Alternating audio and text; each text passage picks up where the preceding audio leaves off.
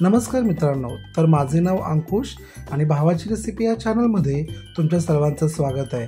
तर आज आपण चिकन शेपू ही रेसिपी बघणार आहोत। कदाचित काही लोकांसाठी ही रेसिपी नवीन असेल, पण खाण्यास खूप टेस्टी असते। तर बघूया यासाठी लागणारे साहित्य काय काय आहे।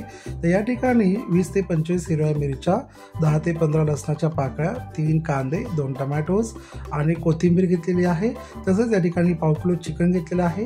त्याला आपण 1 टोमॅटो, 1 कांदा, हळद, मीठ टाकून छान वाफवून घ्यायचं आहे।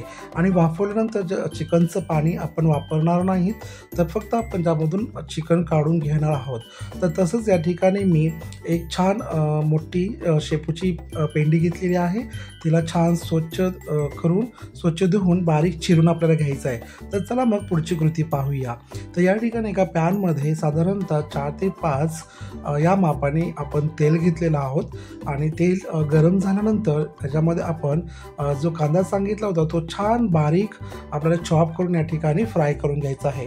कांदा छान लालसर झाल्यानंतर आपण यामध्ये जे टमाटे सांगितले होते ते छान बारीक करून आपल्याला घ्यायचं आहे आणि याच्यामध्ये फ्राय करून घ्यायचं आहे। टमाटे फ्राय होत असतानाच आपण जी मिरची, हिरवी मिरची, लसूण आणि कोथिंबीर सांगितलं होतं त्याचं आपल्याला वाटण करून घ्यायचं आहे। आणि या ठिकाणी या कांदा आणि टमाट्यामध्येच आपण याला मिक्स करून छान फ्राय करून घेणार आहोत।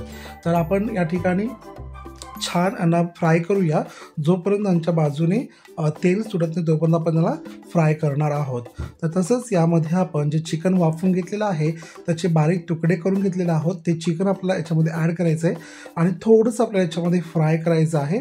आणि चिकन फ्राय होत असतानाच आपण लगेचच याच्यामध्ये शेपू टाकणार आहोत आणि शेपू टाकून आपण छान याला व्यवस्थित हाताने मिक्स करून घेणार आहोत।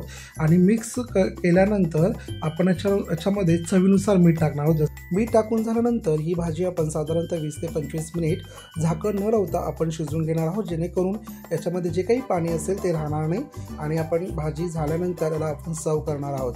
तर या ठिकाणी तुम्ही पाहू शकता चिकन शेपू तयार झालेली आहे। खूप टेस्टी ही भाजी झाली होती। तर तुम्हीही करून पहा आणि खाऊन पहा। ही रेसिपी आवडल्यास प्लीज लाईक करा, शेअर करा आणि सबस्क्राईब करायला विसरू नका। थँक्यू।